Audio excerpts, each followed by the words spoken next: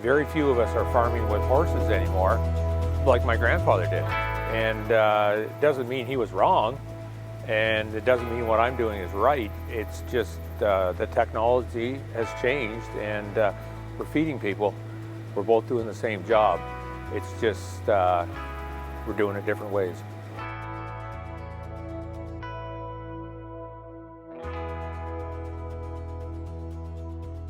In 2018, Wanstead moved over to a new system called AgVance. We use that for all of our billing and our mapping and everything. So there's different modules that we use in it.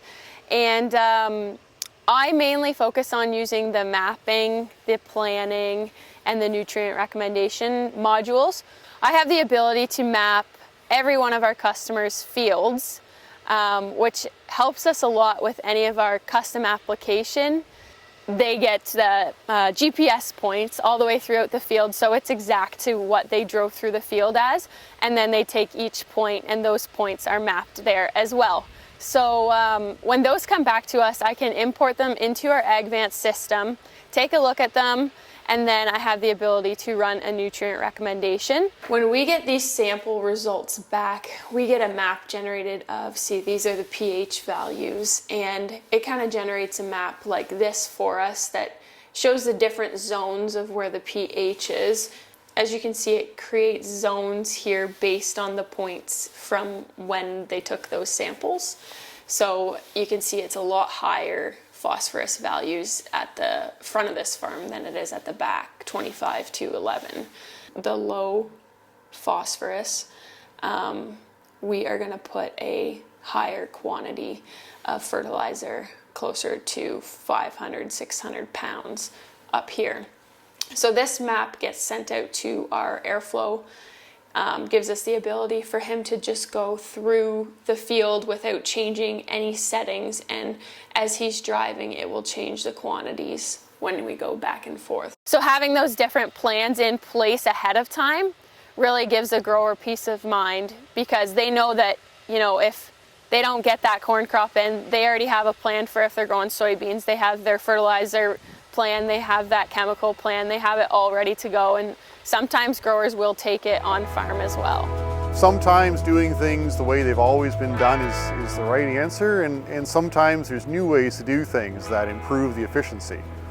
So farming hasn't changed a lot, but the way that we apply nutrients, the way that we understand the land, and the way that we try to share information has changed.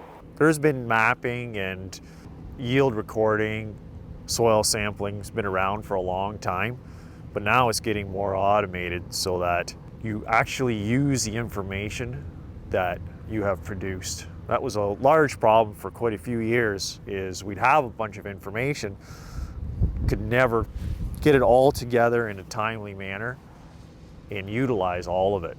As the producer combines their crop, the yield data comes to us automatically. We look at that yield data, compare it to the soil testing data that we have from the map, and we can generate the prescriptions and the recommendations instantly off of that farm, send that out to the producer and say, do you want us to apply this? And that will go directly wirelessly right to our application equipment.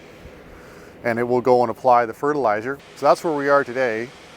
And where we're moving to tomorrow is actually further automating that process, where we can actually we have actually commissioned a small robot that can do the soil sampling and the soil testing automatically for us with the automation of the other machinery. So we've got an automated fertilizer spreader now that can actually spread the fertilizer all on its own in the field. So what the dot unit does is you can attach a planter, a soybean drill, a cart, sprayer, a fertilizer spreader. You can attach these different units to it, and within a few minutes you can switch between implements if you want to. As humans, we tend to look at our watches a lot, and we tend to say, well, how many hours do I have left today, and when do I got to be home, and what time is supper, all these kinds of things. The robot doesn't care about such things. So if you tell the robot that this product needs to be spread at 8 miles an hour and 90 feet apart, then it will drive 8 miles an hour every 90 feet. It will not look at its watch and say, well, I think I can go 12 now. The other thing too is that from a quality of life perspective, like Justin does most of the planting and most of the harvesting.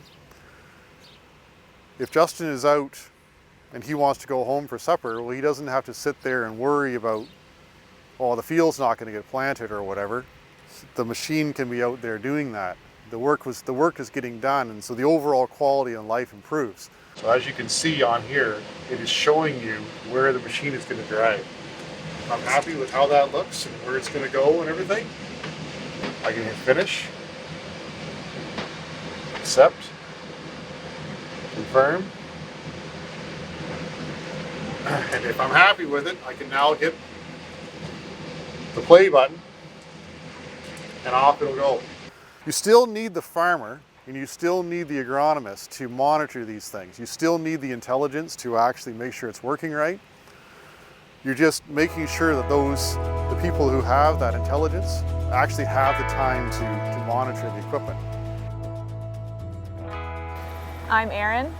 I'm Jennifer, and we're fifth-generation dairy farmers located in Lambton County. We milk 300 cows on 6 Skia robots alongside our brothers and our parents. This system allows the cow to milk on their own schedule.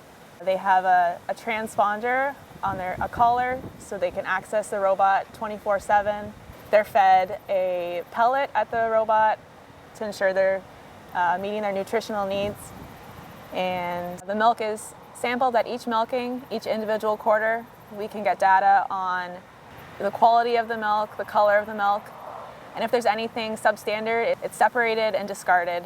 This technology helps with animal welfare because we're able to earlier detect illnesses or issues with the cows, and so we can act on those rather than waiting for them to reveal that to us. We can use technology to detect quickly. It also helps with animal welfare just because the cows are on their own schedule, so they're able to have free access to food, water, and milking as well. So within their own comfort, they can milk themselves. So in 2016 we started. We're 4.5 years in, and find that everybody has a niche on the farm, from Samuel doing troubleshooting, robotic fixing. Michael manages the feed and the bunks and the feeding systems. And our 2 daughters, Jennifer and Erin, predominantly do herd health, herd management, and my wife Becky still oversees calf barn. We want to have a cow that has a good long life, and we want her to have the best comfort and the best feed and best environment that we can possibly provide. So the technology has allowed us to do that, while at the same time reducing our everyday physical workload. I've told my kids that they're going to see stuff that I can only dream about.